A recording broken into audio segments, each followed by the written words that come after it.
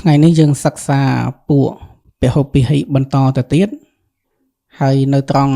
ប្រភេទទី4នេះគឺបានដល់បញ្ចមីពហុពិហិដែលមានអតិសង្កេតឬក៏យើងហៅថាការសរសេរកាត់នឹងរបៀបនេះអញ្ចឹងមុននឹងចូលទៅខ្លឹមសារបញ្ចមីពហុពិហិនេះតោងដឹងចំណុចរួមរបស់ពហុពិហិសមាសសិនអញ្ចឹងពហុពិហិសមាស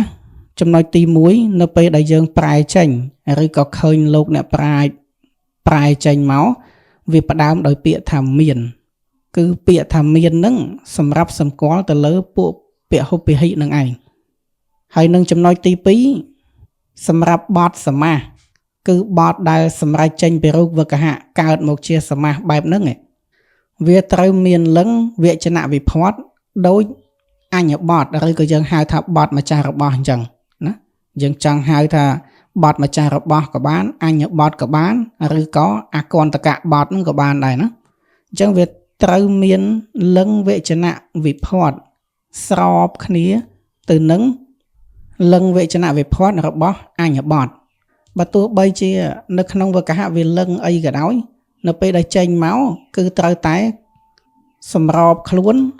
ជាមួយនឹងអញ្ញបទ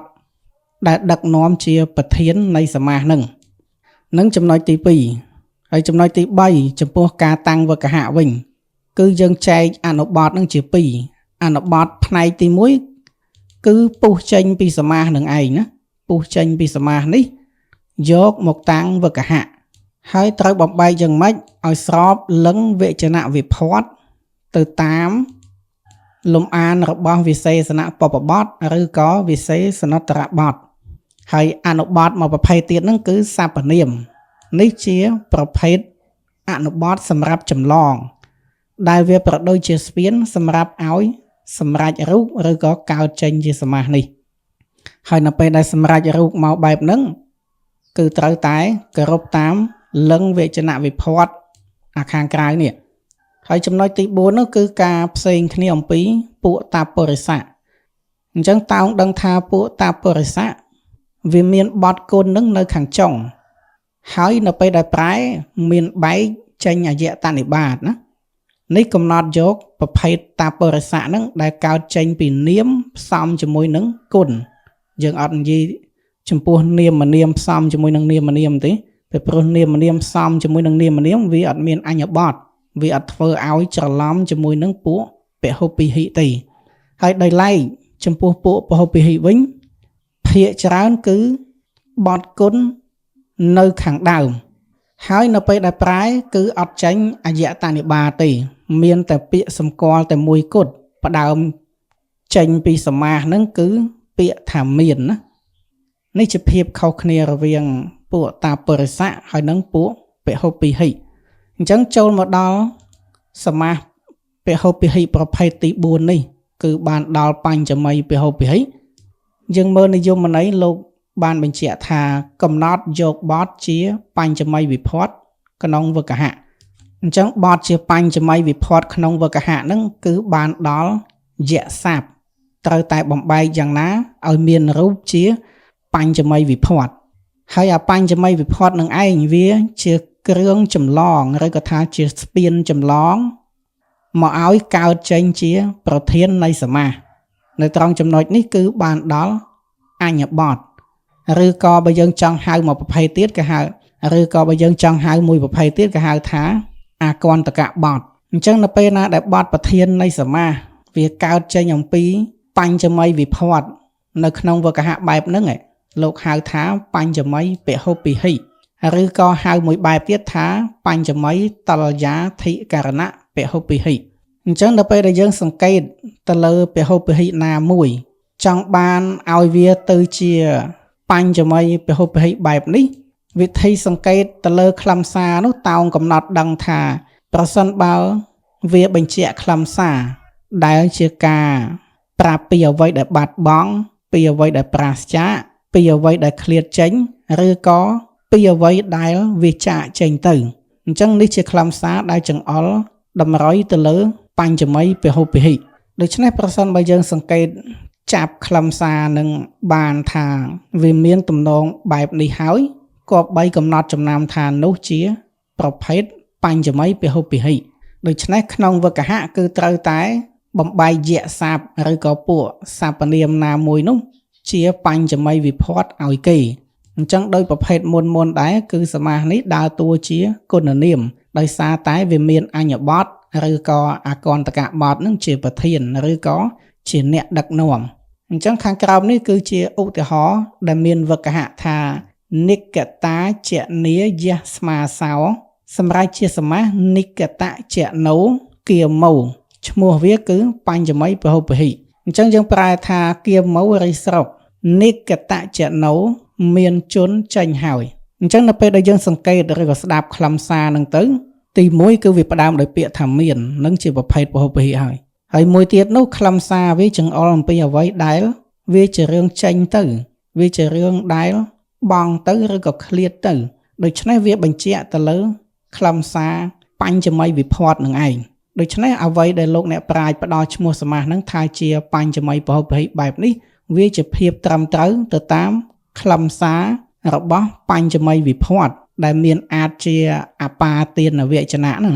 ហើយបើប្រាប់គេថាបញ្ចមីពហុពហិអញ្ចឹងនៅពេលដែលតាំងវគ្គហៈគឺបទសព្វនាមមិនថាតែយៈឬក៏អិមៈឬក៏តៈអីទេប៉ុន្តែក្នុងទីនេះអ្នកប្រាជ្ញយើងលោកនិយមប្រើយៈស័ព្ទអញ្ចឹង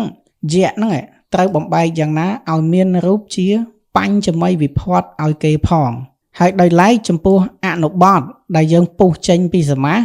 យកមកតាំងវគ្គហៈហ្នឹងគឺត្រូវអនុលោមតាមវិសេសនបព្វបទឬក៏វិសេសនតរបទហើយលក្ខខណ្ឌដែលយើងយកទៅបំបែកបានត្រឹមត្រូវនោះគឺត្រូវតែស្គាល់សង្កាត់នៃស័ព្ទនីមួយៗនោះឲ្យច្បាស់ស្គាល់សង្កាត់ស័ព្ទនីមួយៗនឹងហើយគឺត្រូវស្គាល់លឹងព្រមទាំងករណរបស់នាមស័ព្ទនឹងទៅទៀតណាពីព្រោះការស្គាល់លឹងហើយនឹងស្គាល់ករណរបស់នាមស័ព្ទនេះវាងាយឲ្យយើងបំបែកទៅតាមគំរូមេរបស់វានីមួយៗឯអនុបទដែលជាសព្វនាមនេះវាជាស្ពានចម្លងសម្រាប់ប្រាប់វចនៈ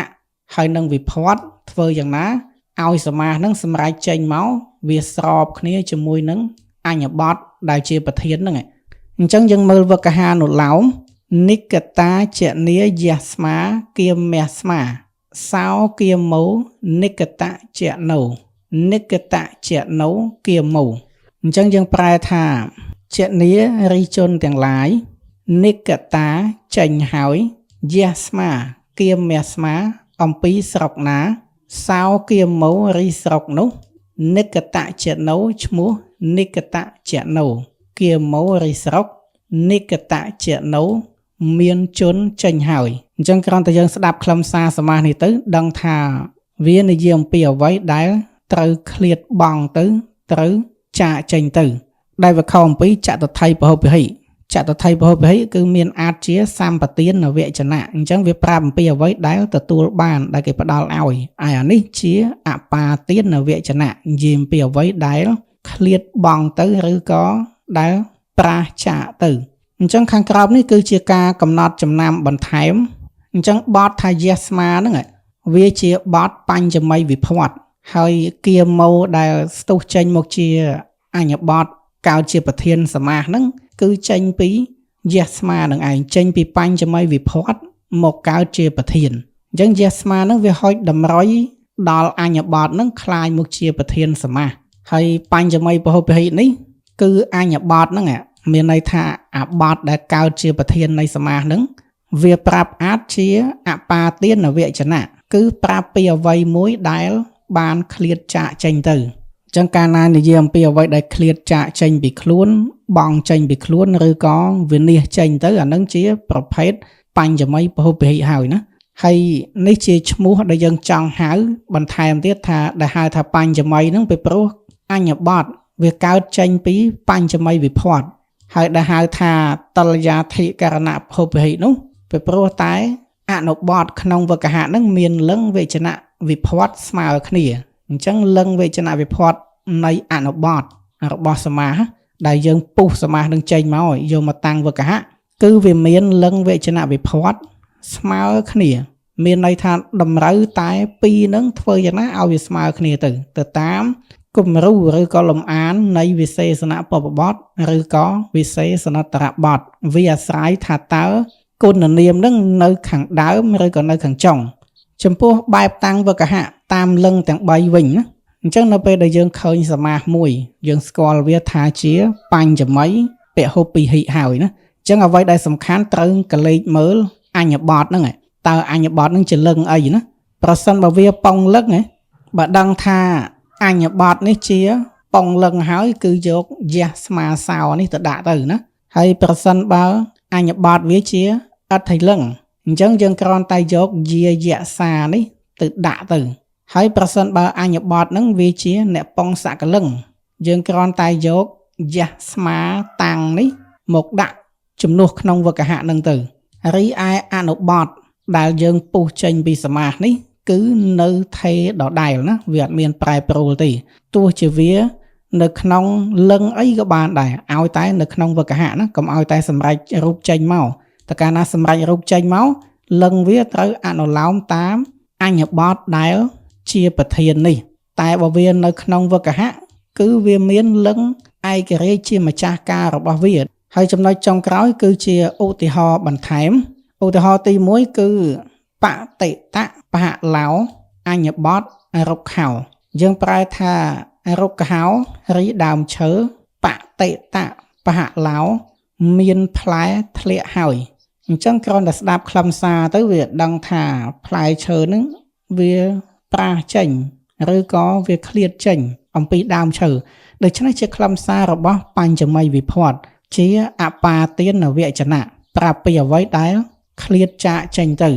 អញ្ចឹងនៅពេលដែលតាំងវកហៈគឺយើងត្រូវរកប្រភព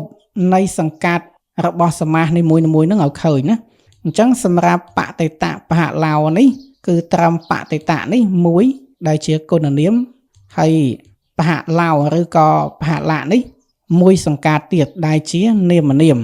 បហលៈនេះគឺជាអក្ខរន្តអ្នកប៉ុងសកលឹងទេអញ្ចឹងវាត្រូវបំបែកដោយកុលៈឯនោះប៉ុន្តែមូលហេតុអីបានជាคล้ายជាប៉ុងលឹងបែបហ្នឹងគឺដោយសារតែសមាសនេះវាអនុលោមតាមលឹងរបស់អញ្ញបទអញ្ចឹងបើអញ្ញបទលឹងអីវាកែលឹងទៅតាមគេដែរហើយណាហើយក្នុងទីនេះបទគុណវានៅខាងដើមអញ្ចឹងនៅពេលដែលតាំងវកហៈយើងអនុលោមតាមវិសេសនៈបព្វបទអញ្ចឹងយើងតាំងវកហៈថាបតិតាំងក្នុងទីនេះប្រើឯកវចនៈហើយផលៈហ្នឹងប្របែកដោយកុលៈគឺបហលាំងអញ្ចឹងអនុបទពីរនេះគឺស្មើគ្នាហើយលឹងវចនៈវិភ័តហើយក៏វាឯករាជ្យទៅតាមអំណាចរបស់វាដែរចូលមកដល់អនុបទពីរទៀតគឺសព្វនាមកាលណាចូលដល់សព្វនាមយើងមើលអញ្ញបទនេះតើវាលឹងអីអញ្ចឹងវាប៉ងលឹងបើប៉ងលឹងនេះយើងយកសព្វនាមបែបនេះមកដាក់មកអញ្ចឹងយះស្មាសោសម្រាប់ជាសមាសបតិតៈបហឡោអញ្ញបទរុក្ខោឈ្មោះវាគឺបញ្ចមីពហុពីហិអញ្ចឹងកន្លែងនេះយើងចង់ដាក់ពហុវចនៈក៏បានដែរដាក់បតិតានិបហឡានិអញ្ចឹងទៅណាតែសម្រាប់ឧទាហរណ៍នេះខ្ញុំដាក់ជាឯកវចនៈចូលមកដល់ឧទាហរណ៍ទី2គឺអបេតវិញ្ញាណាអញ្ញបទអត្តហិយើងប្រែថាអត្តហិរិសត្រីអបេតវិញ្ញាណាមានវិញ្ញាណប្រាសទៅហើយឬក៏មានវិញ្ញាណបាត់បង់ទៅហើយអញ្ចឹងគ្រាន់តែស្ដាប់មកគឺវានិយាយអំពីអ្វីដែលវាចាកចេញទៅដូច្នេះជាខ្លឹមសាររបស់បញ្ចមីវិភ័តវាប្រាប់ពីអបាទានវចនៈហើយបូកផ្សំជាមួយនឹងការប្រែសមាសនេះផ្ដើមដោយពាក្យថាមានទៀតអញ្ចឹងក៏យើងហៅវាថាជាបញ្ចមីពហុពីហិអញ្ចឹងនៅពេលដែលយើងស្គាល់ឈ្មោះសមាសបែបនឹងហើយគឺត្រូវស្គាល់ដែនសង្កាត់របស់សមាសនីមួយៗដើម្បីយកអនុបទទាំងពីរហ្នឹងទៅតាំងវកហៈទៅវាបានត្រឹមត្រូវអញ្ចឹងសម្រាប់ដែនសង្កាត់វាគឺត្រឹមអបេតៈនេះមួយហើយវិញ្ញាណាឬក៏វិញ្ញាណៈនេះមួយអញ្ចឹងសម្រាប់អបេតៈជាគុណនាមឯវិញ្ញាណៈគឺជានាមនាមក្នុងទីនេះលឹងដើមវាគឺជាអក្ខរន្តអ្នកប៉ុងសកលឹងដោយផលៈអញ្ចឹងដែរក៏ប៉ុន្តែមូលហេតុដែលវាคล้ายមកជាអត្ថិលឹងបែបនេះគឺដោយសារអត្ថិនេះវាបំបែកដោយនារីវាជាប្រភេទអត្ថិលឹងអញ្ចឹងសមាសហ្នឹងនៅពេលដែលកើតចេញជាសមាសបែបនេះ វាអស់អំណាចលឹងគឺត្រូវតែនៅក្នុងចំណុះរបស់គេមានន័យថាត្រូវអនុលោមទៅតាមលឹងវេជ្ជនវិផតរបស់គេប៉ុន្តែនៅពេលដែលយើងយកទៅតាំងវកហៈគឺត្រូវធ្វើយ៉ាងណាឲ្យវាមានលឹងវេជ្ជនវិផតទៅតាមអំណាចដើមរបស់វាវិញអញ្ចឹងយើងតាំងវកហៈថាក្នុងទីនេះគឺប្រើជាពហុវេជ្ជនៈអញ្ចឹងអបេតានិវិញ្ញាណានិអញ្ចឹងយើងឃើញថាអនុបត្តិទាំងពីរនេះគឺវាត្រឹមត្រូវទៅតាមលឹងវេជ្ជនវិផត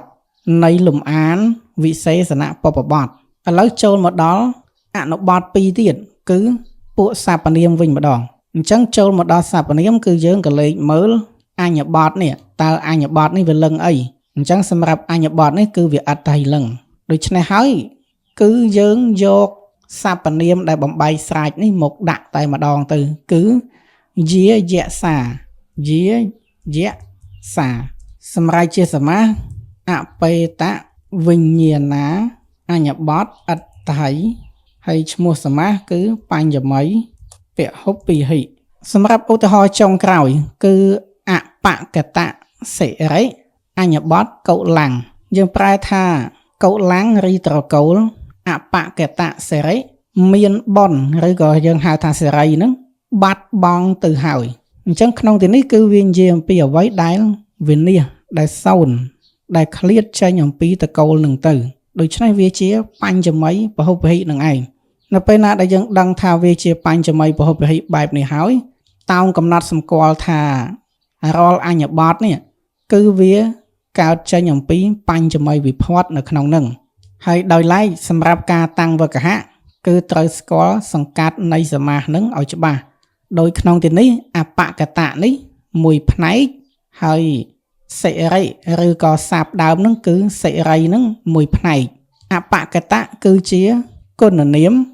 ឯសិរីគឺជានាមនាមក្នុងទីនេះវាជាអត្ថិលិង្សបំបែកដោយនារីឬក៏បំបែកដោយអត្ថិនេះក៏ប៉ុន្តែហេតុអីបានជាវាคล้ายមកជាអ្នកប៉ុងសកលិង្សហើយជាអិករណបែបនេះគឺដោយសារតែវាត្រូវដើរតាមកុលៈនេះតាមអំណាចលិង្សហើយតាមអំណាចលិង្សសម្រាប់អ្នកប៉ុងសកលិង្សឥតមានស្រៈទីខៈទេមានតែស្រៈរសៈអញ្ចឹងហើយបានជាស័ព្ទដើមដែលជាស្រៈទីខៈហ្នឹងត្រូវរសៈឲ្យមកជាស្រៈរសៈពោលគឺធ្វើស្រៈវែងឲ្យមកជាស្រៈខ្លីបើអាវាមកជាអបើអ៊ីវាមកជាអ៊ីបើអ៊ូវាមកជាអ៊ូដើម្បីធ្វើឲ្យស្របទៅតាមប្រភេទពួកអ្នកប៉ុងសកលិង្សអញ្ចឹងនៅពេលដែលយើងតាំងវកហៈអបកតៈហើយនឹងសិរីនេះគឺត្រូវតែជាអនុបត្តិដែលមានភាពឯករាជ្យណាអញ្ចឹងដោយសារសិរីនឹងជាអត្ថិលិង្សបទគុណគឺត្រូវតែបំបែកដោយកញ្ញាអញ្ចឹងយើងដាក់អបកតាក្នុងទីនេះប្រើឯកវេជ្ជនៈក៏បានពហុវេជ្ជនៈក៏បានសិរី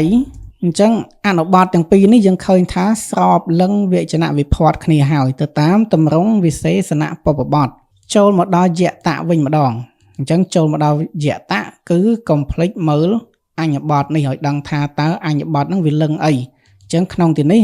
កុលៈហ្នឹងវាជាអ្នកប៉ុងសកលិង្សបើដូច្នេះអនុបត្តិដែលជាសព្វនាមហ្នឹងគឺប្រើយៈស្មាតាំងអញ្ចឹងយើងដាក់ថាយៈស្មាតាំងសម្រាប់ជាសមាសអបកតសិរិអញ្ញបត្តិកុលាំងឈ្មោះវាគឺបញ្ចមីពហុពិហិអញ្ចឹងជាការសង្កេតឡើងវិញគឺការសិក្សាទៅលើប្រភេទពហុពិហិនេះតោងដឹងទៅលើខ្លឹមសារនៃពហុពិហិនីមួយៗតួយ៉ាងដូចបញ្ចមីពហុពិហិនេះគឺយើងតោងដឹងខ្លឹមសារវាដែលត្រូវកំណត់យកទៅតាំងវកហៈនោះវាមានជាអាចថាអបាទានវចនៈពោលគឺនិយាយអំពីអ្វីដែលវាមានលំអានជាការប្រាសចេញទៅការបាត់បង់ទៅឬក៏ការឃ្លាតទៅហើយនៅពេលដែលស្គាល់វាថាជាបញ្ចមីពហុពិហិបែបនឹងហើយគឺត្រូវដឹងភ្លាមថាអញ្ញបត្តិនេះគឺច្បាស់ជាកើតចេញអំពីបញ្ចមីវិផតដូច្នេះនៅពេលដែលមកតាំងវកហៈបត្តិសព្វនាមដែលជាអនុបត្តិមួយផ្នែកដែរនឹងត្រូវតែបំបែកជាបញ្ចមីវិផតឲ្យគេមែន ប៉ុន្តែត្រូវធ្វើយ៉ាងណាឲ្យស្របលឹងហើយនឹងវចនៈជាមួយនឹងអញ្ញបទនេះទៅណាបញ្ចមីហ្នឹងគឺបញ្ចមីលៃលោកយ៉ាងណាឲ្យវាស្មើលឹងហើយនឹងវចនៈជាមួយនឹងអញ្ញបទនេះដោយឡែកសម្រាប់អនុបទវិញដែលពុះចេញពីសមាសហ្នឹងយកមកតាំងវកហៈបែបនេះគឺចង់ដាក់ជាឯកវចនៈក៏បានជាពហុវចនៈក៏បានតែធ្វើយ៉ាងណារកដែនសង្កាត់នៃស័ព្ទនីមួយៗនឹងឲ្យឃើញបន្ទាប់មកត្រូវស្គាល់លឹងហើយនឹងការ៉ាន់របស់អនុបទដែលជានាមនាមហើយបំបែកទៅតាមលឹងនិងការ៉ាន់ឲ្យវាឯករាជ្យតែគ្នាវាពីរនឹងទៅណារឿងដែលវាសម្រេចមកមានរូបរាងជាលឹងបែបណានោះគឺអាស្រ័យលើយតៈនេះឯងដែលជាស្ពានចម្លងឲ្យសម្រេចរូបចេញជាសមាសហើយនឹងជួយចម្លងអញ្ញបទនឹងឲ្យកើតមកជាប្រធានអញ្ចឹងការសិក្សាទៅលើបញ្ចមីពហុពហិសមាសនេះមានប៉ុណ្ណេះ